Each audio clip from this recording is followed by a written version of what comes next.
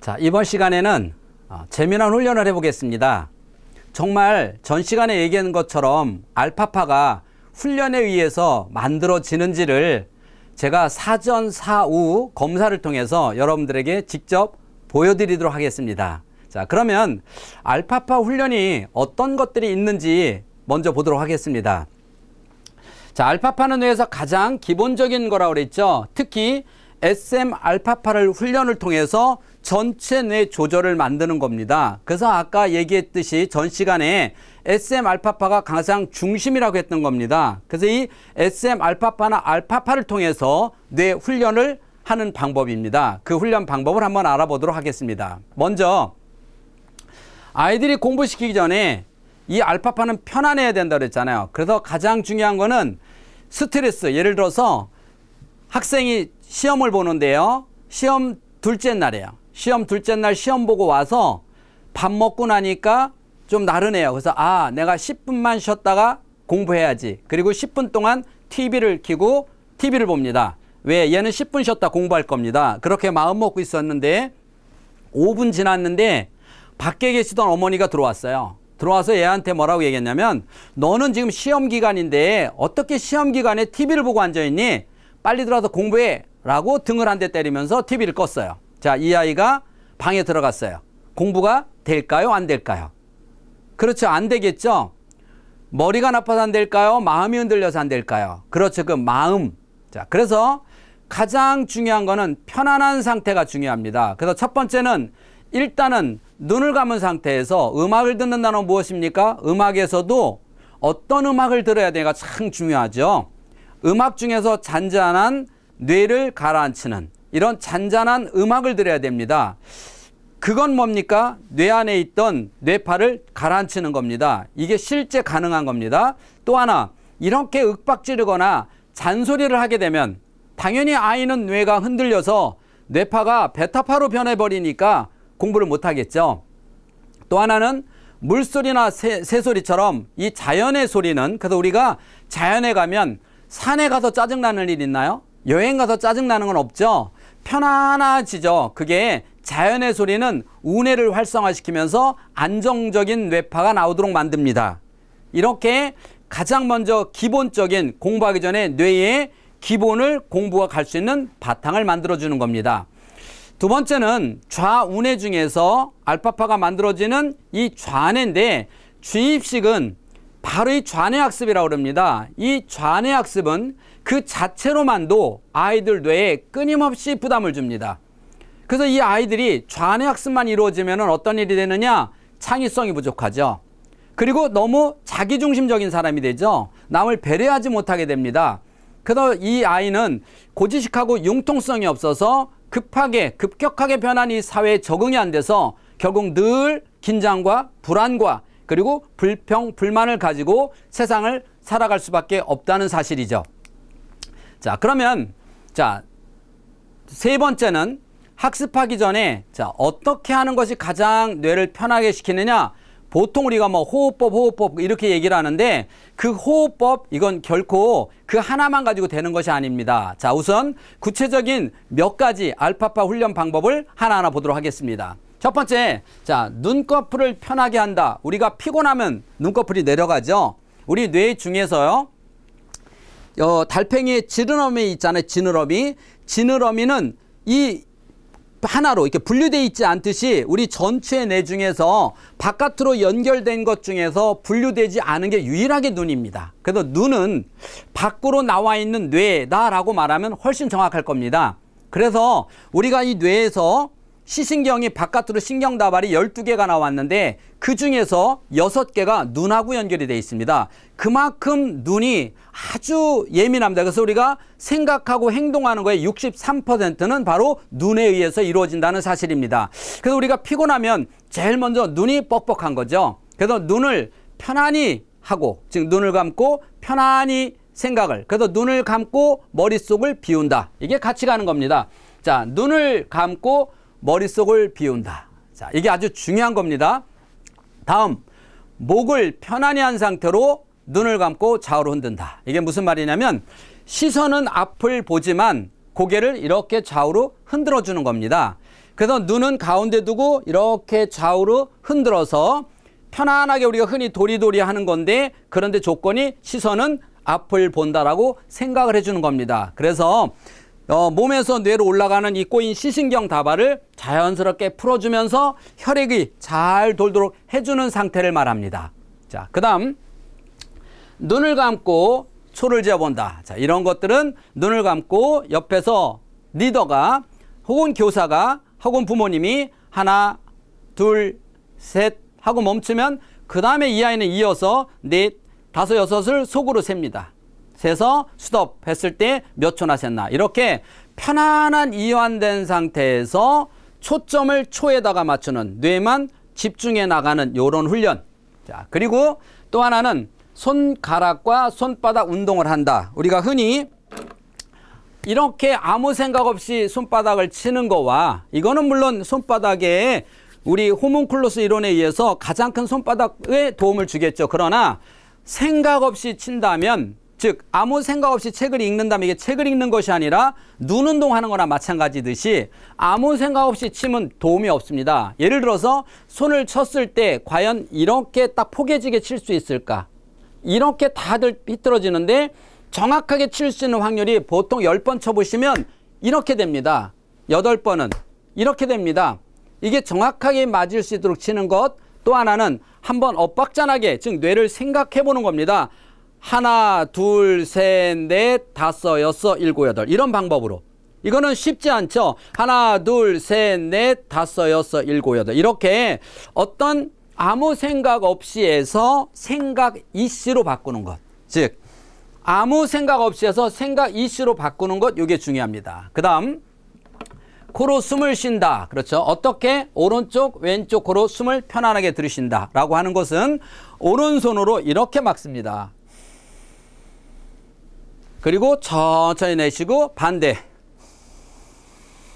이렇게 되면 이 뇌에 산소가 원활히 공급이 됩니다. 또 하나는 이렇게 숨을 들이쉴 때 주변에 있는 나는 최소한의 작은 냄새를 느껴보도록 하는 거죠. 그러면 냄새가 코로 들어가면 기억과 감정이 되살아납니다.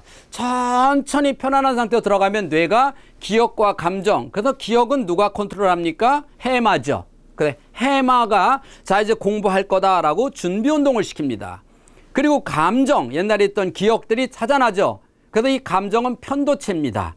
이렇게 감정의 편도체와 해마를 같이 활성화시킨다는 프로그램입니다. 또 하나, 귀를 좌우로 흔들어준다.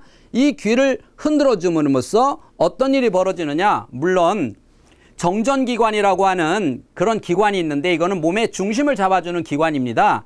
그런 기관도, 그래서 아이들이 중심 못 잡고 넘어지는 것도 좋아지지만, 이 귀를 만질 때 가장 중요한 건 뭐냐면 전두엽의 집중력이 좋아진다는 겁니다. 잡념이 없어진다는 겁니다. 그래서 잡념이 없어지기 때문에 이렇게 귀를 좌우로 당겨주고 운동해 주는 것도 아주 알파파의 좋은 운동이라 할 수 있겠습니다. 다음은 입을 크게 벌렸다 오므렸다 한다. 입을 크게 벌렸다 오므렸다, 아, 오, 이렇게 입을 벌렸다 오므렸다 하는 것은, 이 입은 말하고 노래하고 크게 책을 읽고 하는 이러한 것들은 우리 축두엽에 있는 공부하는 뇌죠. 이 축두엽에 있는 뇌를 깨웁니다. 그래서 공부하기 전에 이렇게 책을 한번 낭독을 한다든지, 아주 편안한 상태에서 눈을 감고 입 운동을 한다든지, 단어를 외워보게 한다든지, 내가 아는 친구의 이름을, 몇 명이 아는지 이름을 기억해서 말해보게 한다든지, 이런 머릿속을 갖고 눈을 감고 친구의 생각을, 친구의 얼굴을 떠올리면서 이름을 말해보게 하고, 내가 아는 지형, 지물, 도시, 이름, 이런 것들을 말해보게 하면 이게 좌뇌를 깨워서 아이가 공부하는 준비 운동이 되는 것입니다. 자, 다음에 뇌를 방해하는 요인은 그럼 뭐가 있느냐라고 하는 거죠. 자, 이런 뇌를 방해하는 가장 중요한 것이 바로 스트레스입니다. 스트레스는 우리 뇌 중에서 히포캄프스라고 하는 것을 망가뜨리는데, 히포캄프스가 망가지게 되면 기억이 가장 크게 기억에 문제가 됩니다.